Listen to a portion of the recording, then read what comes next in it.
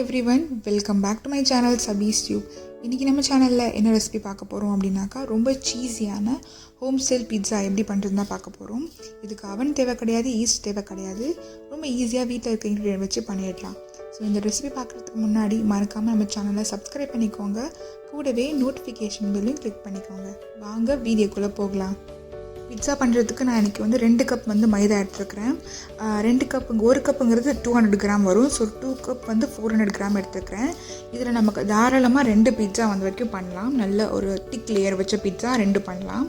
So இந்த மைதா add பண்ணதுக்கப்புறமா இதுக்கு தேவையான அளவு உப்பு, அதாவது நான் இன்றைக்கி ஒரு 1/4 டீஸ்பூன் உப்பு எடுத்துக்கிறேன். நம்ம இன்றைக்கி பிட்ஸாவில் ஈஸ்ட்டு சேர்க்க போகிறதில்ல. அதுக்கு பதிலாக சப்ஸ்டியூட்டாக தான் நம்ம பேக்கிங் பவுடர், பேக்கிங் சோடா சேர்க்க போகிறோம்.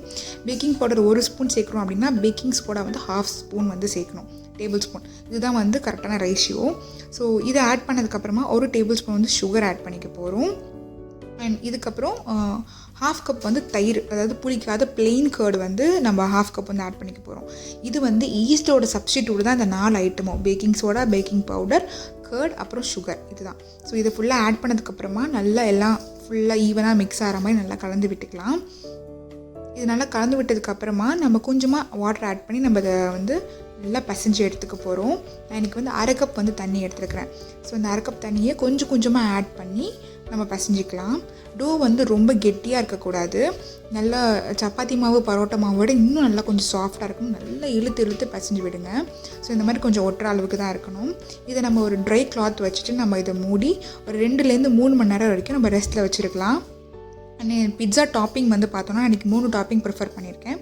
ஒன்று வெள்ளை பெப்பர், அப்புறம் க்ரீன் பெப்பர். இது நான் நீளமாக கட் பண்ணி எடுத்துருக்கிறேன். 3 டாப்பிங் தான் மேக்ஸிமம் போடணும். அதுக்கு மேலே போட்டால் பிட்ஸா அவ்வளோவா நல்லா இருக்காது. அண்ட் இது சிக்கன் எடுத்துருக்கிறேன், ஃப்ரைடு சிக்கன். என்னன்னாக்கா நார்மலாக chilli powder, turmeric, ginger garlic paste, salt இதெல்லாம் போட்டு நார்மல் ஃப்ரை பண்ணியிருக்கேன். உங்களுக்கு எந்த ஃப்ளேவரில் என்ன ஹெர்ப்ஸ் போட்டு எப்படி ஃப்ரை பண்ணால் பிடிக்குமோ நீங்கள் அந்த மாதிரி எடுத்துக்கலாம். ஸோ சிக்கன் ஃப்ரை உங்களோட ப்ரிஃபரன்ஸ் தான். அதே மாதிரி டாப்பிங்கும் ஆலிவ்ஸ், பனானா பெப்பர், பைனாப்பிள் எது வேணுமோ எடுத்துக்கலாம். அதேமாதிரி பிட்ஸா சாஸ் நான் இன்றைக்கி ஸ்டோர் பாட் தான் எடுத்துருக்கிறேன். சில பேர் வீட்லேயும் பண்ணுவாங்க, பட் நான் இன்றைக்கி ஸ்டோர் பாட் தான் எடுத்துருக்கேன். ஸோ இப்போது 3 ஹார்ஸ்க்கு அப்புறம் மாவு நல்ல சூப்பராக கொஞ்சம் புசுன்னு உப்பி வந்திருக்கு. பட் ஈஸ்ட் சேர்த்த அளவுக்கு உப்பாது, நார்மலாக தான் இருக்கும். ஸோ நல்லா இதை மறுபடியும் மாவை எடுத்து நல்லா இழுத்து பசைஞ்சிக்கலாம். கிட்டத்தட்ட ஒரு 5 மினிட்ஸ் வரைக்கும் நல்லா இதை பசைஞ்சிக்கோங்க. நல்லா சாஃப்டாக இருக்கணும், அந்தளவுக்கு நல்லா பசைஞ்சிக்கோங்க.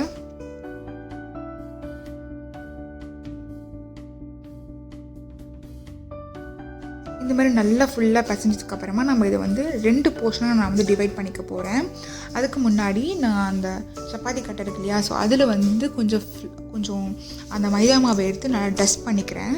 டஸ்ட் பண்ணிவிட்டு, ஏன்னா அதில் ஒட்டாமல் இருக்கணுங்கிறதுக்காக அந்த மாவை நான் ஃபுல்லாக அதில் வச்சுட்டு ஒரு நைஃப் எடுத்துகிட்டு நான் 2 போர்ஷனாக டிவைட் பண்ணிக்க போகிறேன். ஏன்னா நான் 2 பீட்சா பண்ண போகிறேன், அதனால். ஸோ இது 2 போர்ஷனாக டிவைட் பண்ணிக்கலாம்.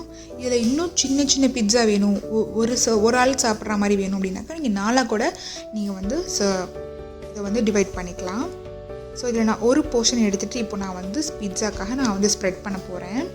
நீங்கள் பிட்ஸா அவனில் பண்ணுறீங்க அப்படின்னாக்கா நீங்கள் ஒரு ட்ரே எடுத்துகிட்டு ட்ரே டேரெக்டாக நீங்கள் ஸ்ப்ரெட் பண்ணிடலாம். நான் இன்றைக்கி தவாவில் தான் பண்ண போகிறேன். ஸோ அதனால் நான் இங்கே ஒரு சப்பாத்தி கட்டையை வச்சு நான் ரோல் வச்சு நான் பண்ணிக்கிட்டேன். இந்த மாதிரி ரோல் பண்ணதுக்கப்புறமா நம்ம தவாவில் ப்ளேஸ் பண்ணிடலாம். ஸ்டவ்வை நான் இன்னும் ஆன் பண்ணவே இல்லை.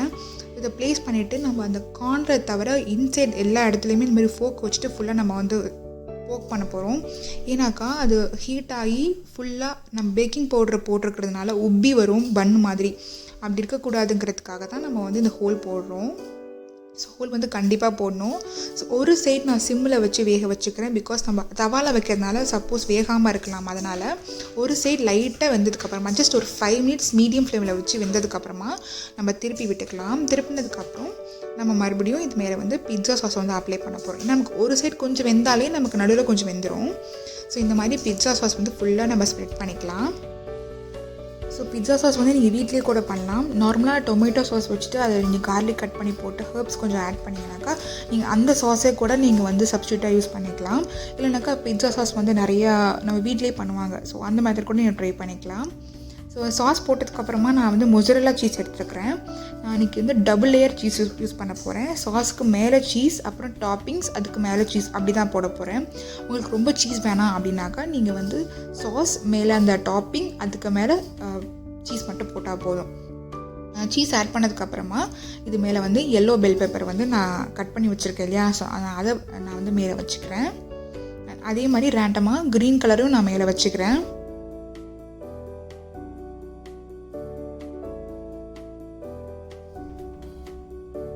அண்ட் தென் இதுக்கப்புறமா நான் ஃப்ரை பண்ணி வச்சுருக்க சிக்கனையும் வந்து நம்ம ஆட் பண்ணிக்கலாம். ஸோ எல்லாத்தையும் நம்ம ஃபுல்லாக வச்சதுக்கப்புறமா மறுபடியும் மேலே வந்து இன்னொரு லேயர் வந்து மொசரல்லா சீஸை வந்து நான் அதில் ஆட் பண்ணிக்க போகிறேன். நீங்கள் வேணால் செடார் சீஸ் கூட கொஞ்சம் ஆட் பண்ணிக்கலாம்.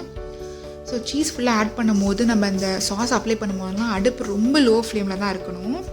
பேஸ் வந்து கரிஞ்சிடக்கூடாது, உள்ளேயும் நமக்கு வேகணும். அதுக்கப்புறம் ஒரு லிட்டு வச்சு அந்த நான்ஸ்டிக் தவாவும் ஃபுல்லாக நம்ம மூடிடலாம். கிட்டத்தட்ட ரொம்ப மீடியம் ஃப்ளேம்லேயே வந்து பார்த்தோன்னாக்கா ஒரு 10 மினிட்ஸ் வந்து அந்த பிட்ஸா இருந்தாலே போதும். சீஸ் எல்லாம் மெல்ட் ஆகி சூப்பராக வெந்து வரும். இப்போ ஒரு 10 மினிட்ஸ் ஆச்சு. நான் பிட்ஸா ஓப்பன் பண்ணி காட்டுறேன் உங்களுக்கு. பாருங்கள், ரொம்பவே சூப்பராக வந்து சீஸ்லாம் நல்லா மெல்ட் ஆகிருக்கு. நான் நிறைய சீஸ் போட்டிருக்கேன். உங்களுக்கு கம்மி வேணால் கம்மியாக கூட போட்டுக்கலாம். ஸோ அவ்வளோதான். இப்போ நம்ம எடுத்து இதை கட் பண்ணி நம்ம சர்வ் பண்ணிட வேண்டியது தான். பிட்ஸா ரொம்பவே சூப்பராக பார்க்கவே எம்மியாக ரெடி ஆகிடுச்சு.